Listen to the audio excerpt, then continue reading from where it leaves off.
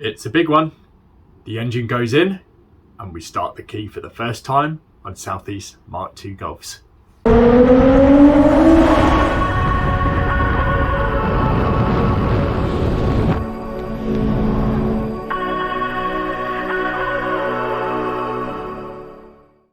Hello and welcome to Southeast Mk2 Golfs. In this episode, we are fitting the engine back in our Mk2 Golf, and for the first time, we are starting the key. No silly edits, no pre-rehearsals or anything like that. What you see is what you get. We will be turning the key and starting the engine, and I will be showing you how it goes. If it throws a valve or dumps all of its oil or coolant, you will get to see it. Hopefully that won't be the case, and it will start first turn of the key, and I'll be a very, very happy person. Let's see how it goes. First job, let's fit the gearbox. I may as well make use of my son somehow, so I get him to jack up the engine so that I can spin it round and put it on the ground where I need it to be before fitting the gearbox. With the engine on the floor where I need it to be, I now have to align the gearbox up to the clutch, on my own, because my son won't help. We've got the two main parts aligned on the block, the two main bolts. Then there you can see one of the dowels is in place, and the same goes for the one which is there. Okay, got the bolts on the back as well. The other side. Now we're just going to refit the starter motor. That's the gearbox on. Still a bit grubby, probably should have cleaned it. So I was a bit concerned that it didn't look like it was lining up properly, because being a gearbox from a Mark IV Golf and an engine from a V6 TT, it looks like there's a few spare bits, but it's fine, it fits. It's time for a time lapse.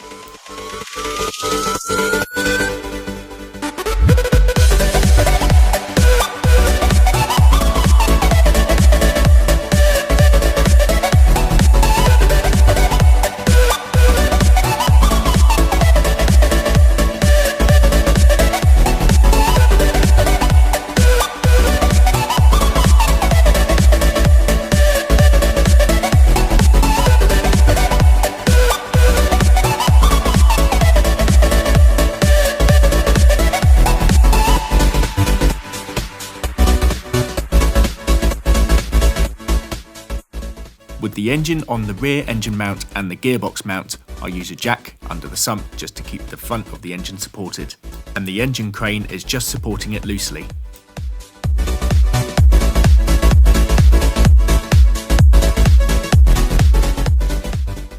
So I cannot work out for the life of me how this actually goes on anywhere. I actually can't really remember how it came off. And this was where it was sort of like, "Wee, this is just exciting, take it all off," and then I can't remember where it goes.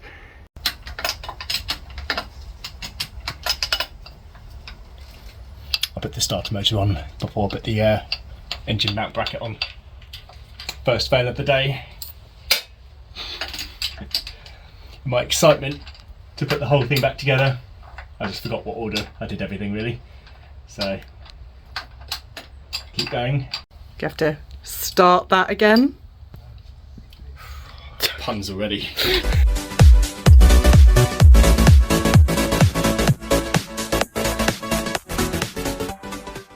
So I made a mistake. I put the starter motor on first before putting on the engine mount bracket. So need to put this bolt through, and then that will be basically like that, with this spacer in there. And just thread that in loosely. Actually, after having done all the work on the chassis legs, making it look nice, painting the engine, I just realised how much of a letdown that is. So I'm going to brush that off and I'm going to paint it using some enamel paint like that.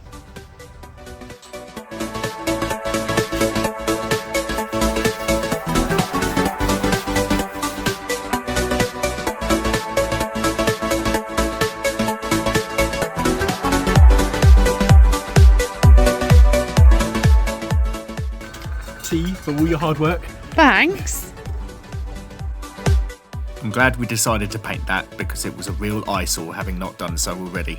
It was one of those things your eye would have been drawn straight towards. So with the engine back on its mounts, We've got the gearbox mount on and the rear engine mount on there. The next thing to do really is just try and put all the electrics back on, and there's going to be a lot of head scratching, I reckon.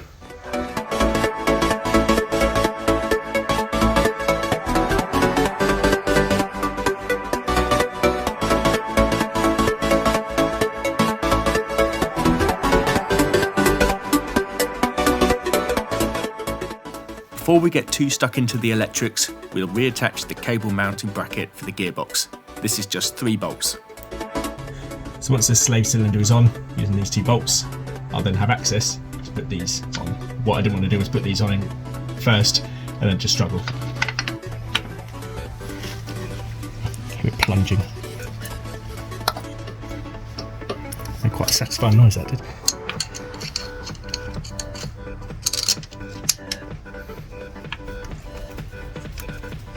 It's squelching. That in place. That should just pop in place. Oosh. Another satisfying sound. Yes. Here I'm swapping out the old power steering pump for a service exchange unit. The old pump had a bent shaft which caused the pulley to wobble.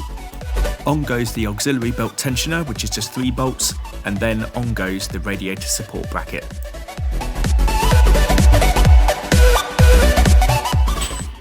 These are little piddly bolts which you get people leaving the engine supported on, which I mentioned in one of my previous videos. I think it was video 2 of the strip down of the car. Yeah, don't leave the engine supported with just these little bolts, because chances are you'll end up with an engine on your face if you're under the car, so don't do it. We now refit the thermostat housing, which has a new O-ring, so therefore needs a bit of grease to lube it up. Lovely. Caress that on there. Let's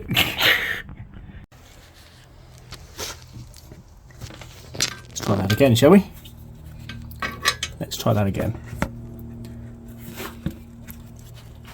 Well, there you go, straight on. Bit of lube. What we need is a bit of lube in your life.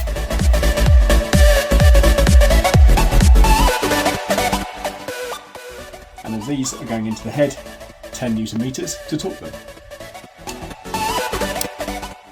On go the coolant hoses onto the back of the engine, and this is a great opportunity to make sure Jubilee clips are pointing at an accessible angle. And if I remember, this earth strap went on here.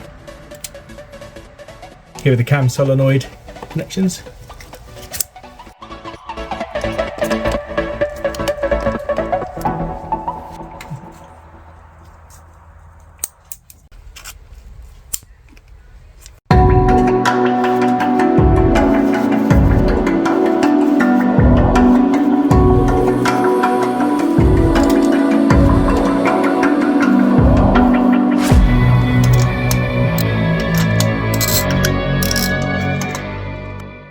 After struggling to seat the coils into the new seals, it was best just to put a bit of grease around the collar.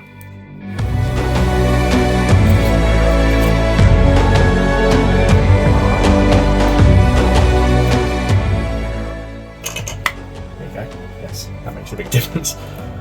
The injector harness is then connected, and then we realised that the radiator support bracket is actually quite rusty and really lets down the front end of the car after all the other work that we've done to make it look good. After a repaint using the same technique as what we did with the engine bay, we now refit it.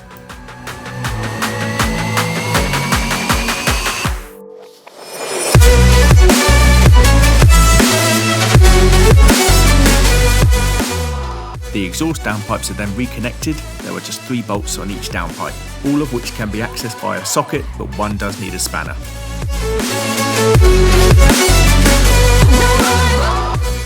The coupling sleeve on the exhaust is then slid over to mate the downpipe to the midsection. The 2 bolts are then tightened up. Now the inlet manifold is ready to fit. I decided to outsource this job as I felt that the inlet manifold is such a focal point of the engine, I really didn't want it to be a letdown when you open the bonnet. With the black paint sanded off, it is then primered and then keyed ready for the top coat. If you remember, the original colour was black, but we decided to go for something a little bit different this time. With the high build primer on, it's ready for top coat.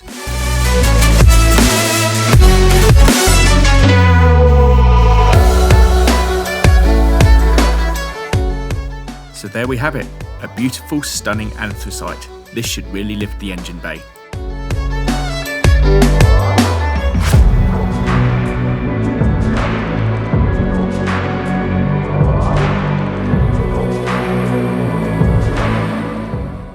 We removed the freshly painted inlet manifold from its safe storage space, the front seat.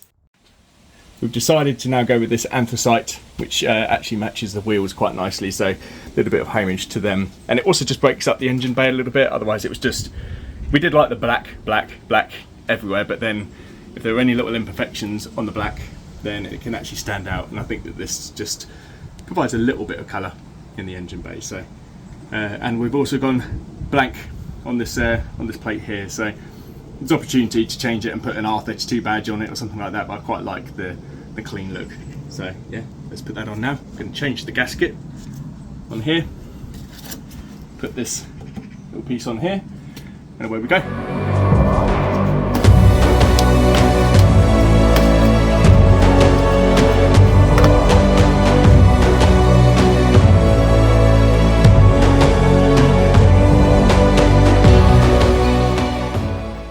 It needed some ladies' hands on this.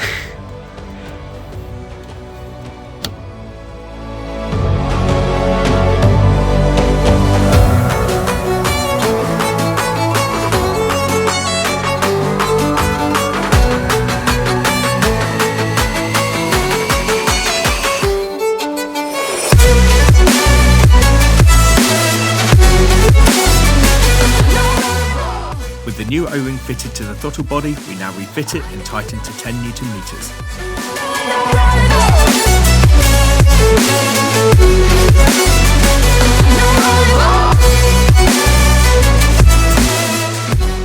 So I've got all the electrical connections mock fitted at the moment. I wanted to make sure that they were in the right locations before I actually connected them up permanently, because they are a little bit brittle to take off and they're a little bit fiddly, so I didn't really fancy breaking any of these electrical connections. So everything is routed up, done everything back where it was when it came off the engine.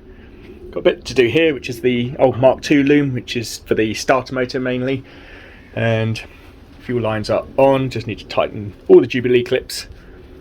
There was a wire down here which I didn't really know where that went. That actually turns out it goes under into the sump. Yeah, which that was a fun one. Trying to find out where that went. If only there was a video telling me where everything went. So because of the lack of space, I decided to leave the drive shaft attached to the hub. However, that meant that when I put the engine back in place, we've now got this situation here where the drive shaft now physically won't go through this space and go into the flange of the gearbox. So what I'm going to do, I'm going to undo these 3 bolts here. I've already removed one, just 13mm, and what they will do is just release the bottom ball joint, so the hub will come away from the wishbone. That allows you to keep your camber settings on your suspension. I should be able to then move the hub away, give me enough room to pop the drive shaft back in, and then once it's connected back up, I'll keep the camber settings.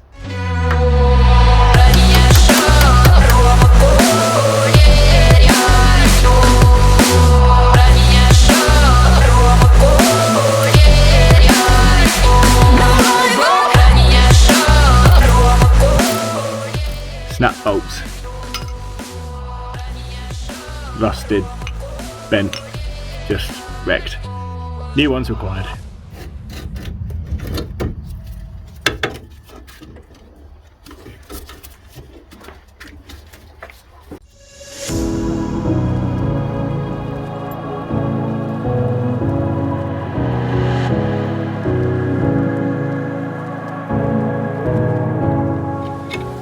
Handy hint, wedge a screwdriver into the brake disc so that the wheel can't turn when you're trying to do up the drive shaft bolts.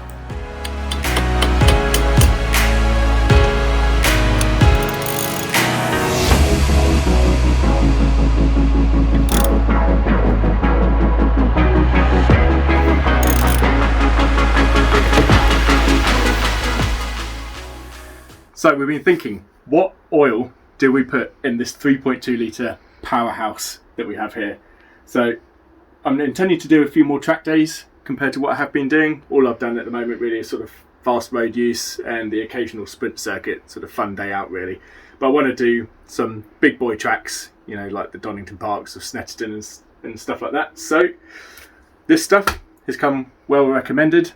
Fuchs Titan Race Pro S 5W40 fully synthetic engine oil. It should do everything that it needs to do for those sort of track days, and it will need about 6 litres.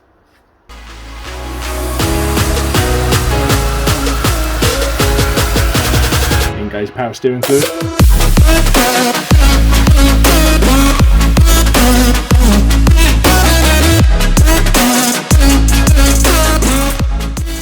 And with that, just some coolant, and we are ready to fire it up. We are here. Everything is connected up. The car is ready to be started for the first time since we've done this rebuild. I'll be honest, I'm very, very nervous. I think everything is good.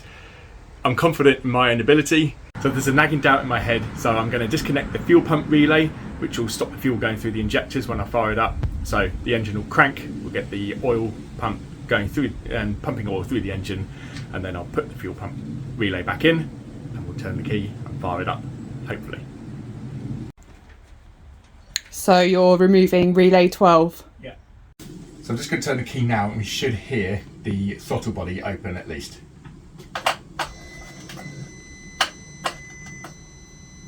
That's a good sign.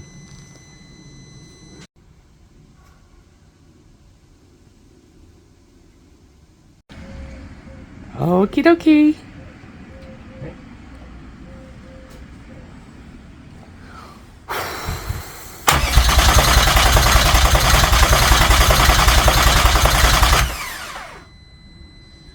I'll say that sounded good.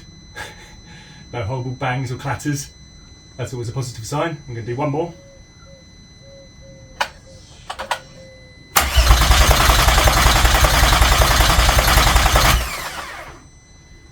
Right. Put the fuel pump relay back in. Where have I put that? Oh my god, I'm so nervous! We chuck in a jerry can of fuel because the fuel gauge didn't actually move when I turned on the ignition. My heart is pounding out of my chest. How are you feeling? Nervous. I cannot describe how I'm feeling right now.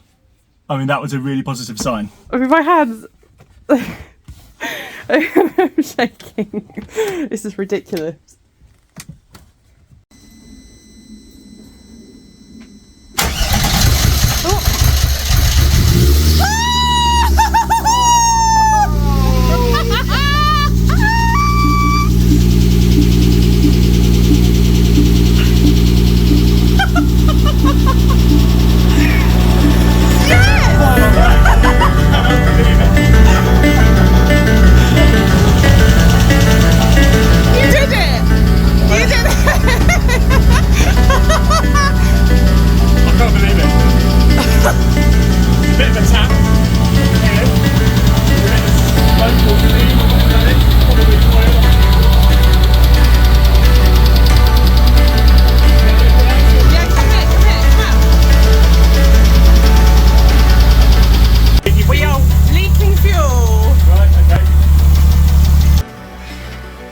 We haven't started.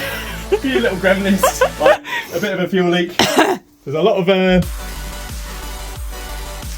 can't really work out what that smell is. Might just be oil from the heat. Might be exhaust gases. But yeah, good sign at least. How are you feeling? Relieved, surprised.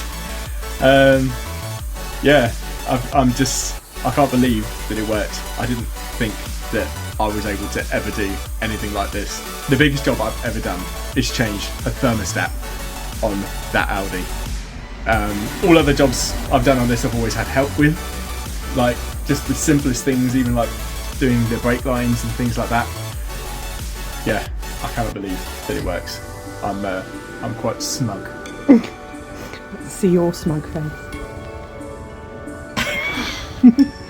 And that is how you change the head gasket and the chains on a 3.2 litre VR6. I cannot believe that actually works. I had so many doubts. A few little teething problems to sort out by the looks of things, but it works. It started up. I think it was running on 5 cylinders. Should be hopefully simple enough to fix. See you next time on Southeast Mk2 Golfs. Oh.